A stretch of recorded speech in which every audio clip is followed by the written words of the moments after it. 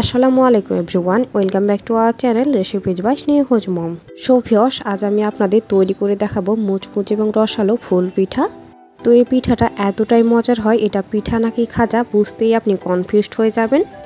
আর এই পিঠাটা এতটাই মুচমুচে, আমি এবার একটি ভেঙেও দেখিয়ে দিচ্ছি। শুধুমাত্র 1 কাপ আটা দিয়ে একদম সহজভাবে পিঠাটা তৈরি করে দেখিয়েছি। সো আশা করছি বরাবরের মতোই আজকের আমার এই সিম্পল এবং সহজ রেসিপিটাও আপনাদের অনেক ভালো লাগবে এবং উপকারে আসবে। আর ভালো লাগলে অবশ্যই একটি লাইক দিয়ে শেষ পর্যন্ত সাথে থাকার অনুরোধ রইল। সো আর কথা না বাড়িয়ে চলে যাচ্ছি এবার এর মেকিং প্রসেসিংয়ে। আচ্ছা, তো এবার আমি এখানে নিয়ে নিলাম প্রায় 1 কাপ পরিমাণ ময়দা। আর আপনারা এখানে ময়দা বা আটা যে কোনোটা ইউজ করতে পারেন, কোনো সমস্যা নেই। তো এবার আমি এখানে দিয়ে দিলাম প্রায় হাফ চা চামচ পরিমাণ লবণ, প্রায় 2 টেবিল চামচ পরিমাণ ঘি এবার আমি এখানে দিয়ে দিলাম। আচ্ছা, আপনারা এখানে ঘিয়ের পরিবর্তে তেলও ইউজ করতে পারেন, তাতেও কোনো সমস্যা নেই। তবে ঘি ইউজ করলে পিঠার মধ্যে খুব সুন্দর একটা ফ্লেভার আসে। তো এবার আমি ঘিয়ের সাথে সবগুলো উপকরণ একদম ভালো মতো মাখিয়ে নিচ্ছি। আর এটা আপনি যত বেশি ভালো মতো মাখাবেন, আপনার পিঠা ততটা বেশি মুচমুচে হবে। তো এইটাকে আমি প্রায় 2 থেকে 3 মিনিটের মতো একদম ভালো মতো মাখিয়ে নিলাম। আর এইটা মাখিয়ে নেওয়ার একটা পর্যায়ে যখন দেখবেন হাতে মুঠো করলে এইরকম মুঠো হয়ে আসছে আর একটু প্রেস করলে ভেঙে যাবে, তখন বুঝবেন এটা একদম ভালো মতো মাখিয়ে নেওয়া হয়ে গেছে আর পিঠা বানিয়ে নেওয়ার জন্য একদমই রেডি। তো এবার আমি এখানে নিয়ে নিলাম রুমের স্বাভাবিক তাপমাত্রায় থাকা 1 কাপের কিছুটা কম পরিমাণ পানি। আর পানিটা অল্প অল্প করে দিয়ে শক্ত টাইপের একটি ডো বানিয়ে নিতে হবে। তো এই ডোটা একেবারে নরম করে মাখিয়ে নেওয়া যাবে না, কারণ এটা মাখিয়ে নেওয়ার সময় নরম হয়ে গেলে পিঠাগুলো কিন্তু কখনোই ক্রিস্পি হবে না। তো এইটা এবার আমার একদম ভালো মতো মাখিয়ে নেওয়া হয়ে গেছে। আর এই ডোটা ঠিক এরকম একটু শক্ত টাইপের করেই মাখিয়ে নিতে হবে। তো এটাকে এবার আমি ঢাকনা লাগিয়ে রেখে দিলাম প্রায় 10 মিনিটের জন্য রেস্টে। আর এরই মাঝে এই ডোটা অনেকটাই সফট হয়ে আসবে। আচ্ছা, তো এরই ফাঁকে আমি পিঠার জন্য শিরাটা তৈরি করে নিব। এজন্য এখানে আমি দিয়ে দিলাম প্রায় হাফ কাপ পরিমাণ পানি। আর সাথে এবার আমি এখানে দিয়ে দিলাম প্রায় 1/3 কাপ পরিমাণ চিনি। তো এবারে শিরাটাকে নাড়িয়ে চাড়িয়ে জাল দিয়ে এর মধ্যে একটি বলক উঠিয়ে নিতে হবে। তো এইটা খুব একটা বেশি জাল দিয়ে ঘন করে নেওয়ার দরকার নেই, জাস্ট একটু আঠালো টাইপের শিরা হলেই হবে। তো এরই মাঝে এর মধ্যে বলক চলে এসেছে। দেন এটাকে এবার আমি প্রায় 2 মিনিটের মতো ভালো মতো জাল করে নিয়েছি। তো আপনারা এই শিরাটা জাল করে এভাবেই নামিয়ে নিতে পারেন, অথবা সামান্য ফুড কালার ইউজ করতে পারেন। আর এটা টোটালি অপশনাল, আমি জাস্ট দেখা সৌন্দর্যের জন্য অরেঞ্জ ফুড কালারটা সামান্য পরিমাণ ইউজ করেছি। তো এবারে শিরাটা একদম পারফেক্টলি রেডি। দেন চুলাটা বন্ধ করে এবার আমি এটাকে এভাবে রেখে দিচ্ছি, কারণ শিরাটা ঠান্ডা হয়ে যাওয়ার পর আরও কিছুটা ঘন হয়ে আসবে। তো এটাকে এবার আমি ঢাকনা লাগিয়ে এভাবেই রেখে দিলাম। আচ্ছা, তো এবার আমি ফিরে আসলাম ঠিক 10 মিনিট পর। আর ইতিমধ্যে এই ডোটা আগের চেয়ে অনেকটা বেশি সফট হয়ে গেছে। তো এটাকে এবার আমি আবারও কিছুটা মাখিয়ে নিচ্ছি, তাহলে পিঠাগুলো বানাতে আরও বেশি ইজি হবে। তো এটাকে আমি আবারও প্রায় 2 মিনিটের মতো ভালো মতো মাখিয়ে নিলাম। দেন এই পুরো ডোটাকে এবার আমি ছোট ছোট এরকমভাবে লেচি কেটে নিচ্ছি। আর এটাকে আমি প্রায় 4টা ভাগে ভাগ করে নিলাম। দেন আমরা রুটি বানানোর জন্য যে এরকমভাবে বল বানিয়ে নিই, এগুলো সবগুলোকেই আমি সেরকমভাবে বল বানিয়ে নিলাম। আর এর মধ্যে থেকে একটি অংশ নিয়ে সবগুলোকে ঢাকনা লাগিয়ে রেখে দিলাম, তাহলে বাকিগুলো সব থাকবে এবং রুটি বেলে নিতে সুবিধা হবে। আচ্ছা, তো এবার আমি এখানে কিছুটা কর্নফ্লাওয়ার ছিটিয়ে দিলাম। দেন এই রুটিটাকে এবার আমি অনেকটা পাতলা করে রুটির মতো করে বেলে নিলাম। আর আপনারা এখানে কর্নফ্লাওয়ারের পরিবর্তে ময়দা ইউজ করতে পারবেন, তাতেও কোনো সমস্যা নেই। তো সেমভাবে আমি আরও একটি রুটি বেলে নিচ্ছি। তো আপনারা চেষ্টা করুন অবশ্যই রুটিগুলোকে একেবারে পাতলা করে বেলে নিতে। তো এবার আমার সেমভাবে সবগুলো রুটি বেলে নেওয়া হয়ে গেছে। দেন এবার আমি এখানে একটি রুটি নিয়ে নিলাম।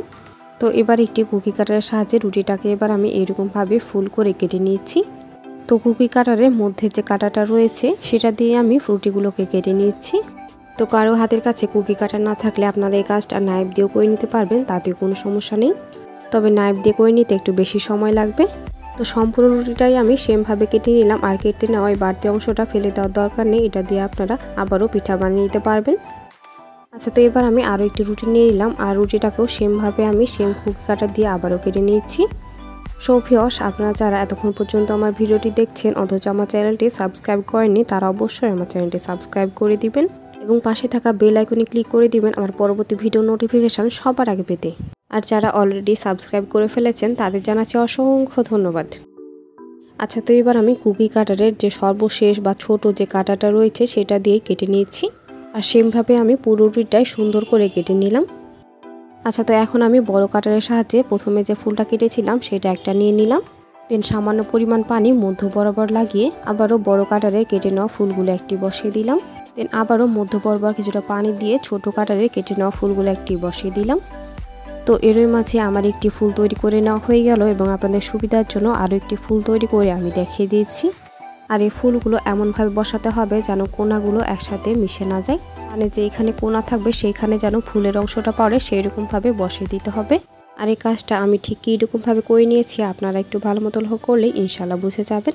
আচ্ছা, তো এবার আমার সেমভাবে সবগুলো ফুল তৈরি করে নেওয়া হয়ে গেছে। দেন এখানে এবার আমি কিছু লবঙ্গ নিয়ে নিলাম। তো এবার একটি ফুল নিয়ে লবঙ্গ এর মধ্যে বরাবর বসিয়ে দিলাম। তো এতে করে কি হবে, ফুলগুলো দেখতে যেমন সুন্দর লাগবে তেমনই ফ্রাই করার সময় এগুলো আর খুলে আসবে না। তো সেমভাবে আমি সবগুলো ফুলে লবঙ্গ মধ্য বরাবর বসিয়ে দিলাম। তো এর মাঝে আমার সবগুলো ফুল পিঠা একদম সুন্দরভাবে রেডি। তো এবার বেশিক্ষণ অপেক্ষা না করে এগুলোকে এবার ফ্রাই করে নিতে হবে। তো এবার আমি চুলায় একটি প্যানে তেল একদম ভালো মতো গরম করে নিয়েছি। তো তেলটা এবার ঠিক কতটা গরম হয়েছে সেটা চেক করে নেওয়ার জন্য আটার একটি অংশ দিয়ে চেক করে নিলাম। তো আটার অংশটা দেওয়ার সাথে সাথেই বাবলস উঠছে, মানে তেলটা একদম ভালো মতো গরম হয়ে গেছে। দেন এবার একটি পিঠা আমি অলরেডি তেলের মধ্যে দিয়ে দিয়েছি আর পিঠাটা একদম সুন্দরভাবে ফুলেও গেছে। তো পিঠাটা দেওয়ার সাথে সাথে এর মধ্য বরাবর একটি স্পুন অথবা আমার মতো এরকম টুথপিকের সাহায্যে ঘুরে দিতে হবে কিছুক্ষণ, তাহলে পিঠাটা সুন্দরভাবে ফুলে যাবে। দেন আগের এই পিঠাটা আমার একদম সুন্দরভাবে ভেজে নেওয়া হয়ে গেছে। দেন এটাকে এবার আমি উঠিয়ে নিলাম। আর পিঠাগুলো উল্টিয়ে পাল্টিয়ে সুন্দরভাবে ভেজে নিতে হবে, তাহলে পিঠাগুলো অনেক বেশি মুচমুচে হবে। আর একসাথে অনেকগুলো পিঠা কোনোভাবেই দেওয়া যাবে না। তো আপনারা একটু ভালো মতো লক্ষ্য করবেন আমি এই কাজটা ঠিক কীরকমভাবে করে নিচ্ছি। তো প্রতিটা পিঠা দেওয়ার পর এগুলো যখন ফুলে যাচ্ছে তখন এগুলোকে আমি ছেড়ে দিচ্ছি। দেন আবারও পিঠা দিয়ে আমি সেম কাজটাই করে নিচ্ছি। আর এগুলো ভাজার সময় আগের পিঠাগুলো যেন পুড়ে না যায় সে বিষয়ে লক্ষ্য রাখতে হবে। সেগুলোকেও অনবরত উল্টিয়ে পাল্টিয়ে সুন্দরভাবে ভেজে নিতে হবে। তো এবার আমি আর পিঠা দিচ্ছি না, এই পিঠাগুলোকে এবার আমি উল্টিয়ে পাল্টিয়ে সুন্দর করে ভেজে নিচ্ছি। আর এই সময় চুলা আঁচটা কিন্তু একেবারে লো মিডিয়াম হিটে রেখে পিঠাগুলো সুন্দর করে ভেজে নিতে হবে। তো যে পিঠাগুলো আমার সুন্দরভাবে ভেজে নেওয়া হয়ে গেছে একে একে সবগুলো পিঠা এবার আমি এখান থেকে উঠিয়ে নিলাম। তো এবার গরম গরম পিঠাগুলো উঠিয়ে এবার আগে থেকে বানিয়ে রাখা শিরার মধ্যে উল্টিয়ে পাল্টিয়ে ভালো মতো ভিজিয়ে নিতে হবে। তো একে একে সবগুলো পিঠা আমি এর মধ্যে দিয়ে সুন্দরভাবে উল্টিয়ে পাল্টিয়ে ভিজিয়ে নিলাম। আর এগুলোকে উঠিয়ে আমি একটি স্ট্যান্ডের উপর রাখছি যেন এর মধ্যে এক্সট্রা শিরাটা নিচ থেকে পড়ে যায়। সো এর মাঝে তৈরি হয়ে গেল অসম্ভব মজাদার এবং মুচমুচে ফুল পিঠা। তো এগুলো আরও কিছুটা আকর্ষণীয় বানাতে এর উপর আমি কিছু পেস্তা বাদাম কুচি ছিটিয়ে দিলাম। সো ভিউয়ার্স, রেসিপিটি ভালো লাগলে বাসায় একবার অবশ্যই ট্রাই করবেন। যে কোনো অনুষ্ঠানে অথবা গায়ে হলুদের ডালাই এই পিঠাটা বানিয়ে সবাইকে চমকে দিতে পারেন। সো ভিউয়ার্স, রেসিপিটি ভালো লাগলে অবশ্যই কমেন্ট করে জানাবেন এবং ফ্রেন্ডস এবং ফ্যামিলির সাথে শেয়ার করবেন। সো আজকের মতো এখানে বিদায় নিচ্ছি। আল্লাহ হাফেজ।